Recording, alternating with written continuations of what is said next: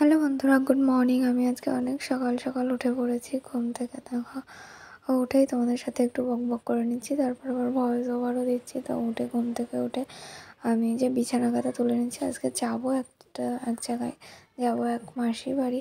তো তোমরা দেখতেই পাবে এই ব্লগে, আমি তোমাদের সাথে সব কিছুই শেয়ার করবো। তো চলো আগে বিছানাটা তুলে নিই।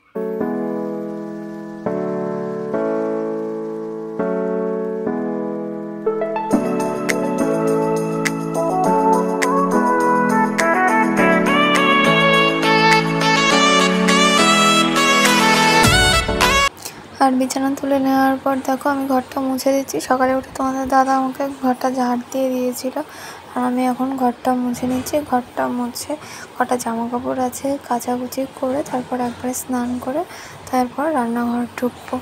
তো চলো দেখতে থাকো আমার ব্লগটা।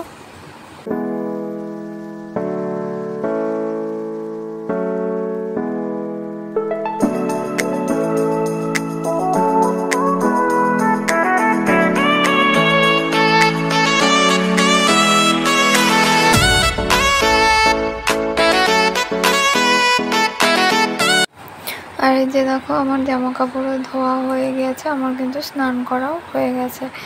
তো এবারে আমি রান্নাঘরে ঢুকে দেখো চা করে নিচ্ছি।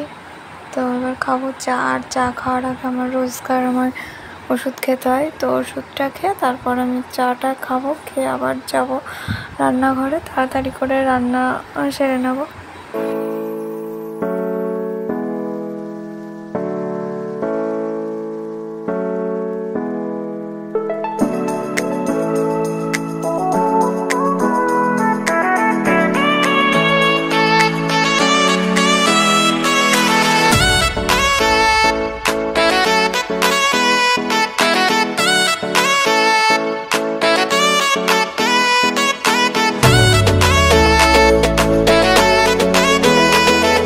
রান্নাঘরে এসে আমি প্রথমে আগে ভাতটা বসিয়ে নিয়েছি, আর ভাতটা বসিয়ে দিয়ে এপাশে আমি তরকারিটা কেটে নেব।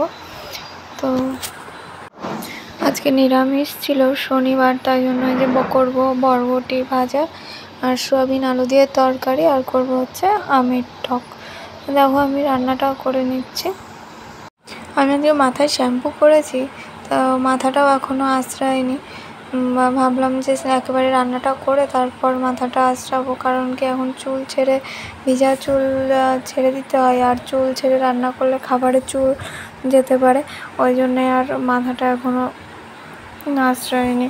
পরে রান্না বান্না করে তারপর একবারে এই মাথাটাতে আসছে রেডি হয়ে নেব। তো চলো।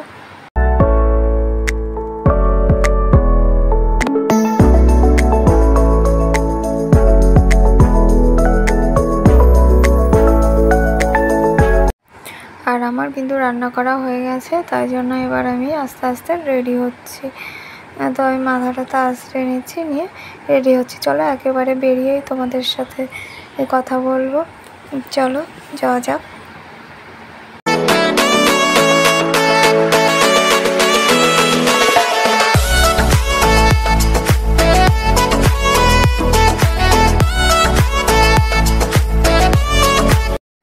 এই যে আমরা তিনজন বেরিয়ে পড়েছি, আর আমরা তিনজন যাচ্ছি না, আমার সাথে আমার মা বাবাও যাচ্ছে।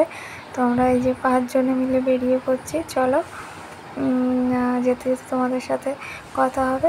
আর যাচ্ছি অনেকটাই দূরে, প্রায় 40 কিলোমিটার, যেতে তো টাইম লাগবেই। সবাই বেরিয়েছি, প্রায় 2 ঘন্টা টাইম লাগবে আমাদের যেতে। তো চলো আমাদের সাথে থাকো।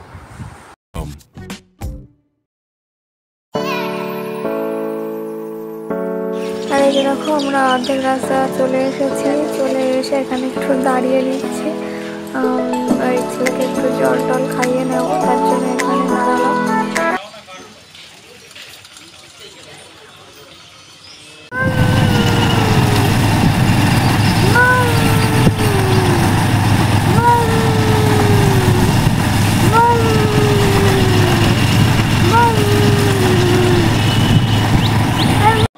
আর আমার ছেলে তো দেখতেই পেলে তোমরা, ভুম ভুম করতে করতে আসলো। তো ভুম ভুম করতে করতে আমরা চলে এসেছি। দেখো সবাই এখানে রয়েছে, আমরা চলে এসেছি মাসির বাড়ি। এসেই মা আগে ওকে খাইয়ে দিচ্ছে, খিদে পেয়ে গেছে, কারণ আমরা বেরোবো বলে ওকে অনেক সকাল সকাল খাওয়ানো হয়েছিল।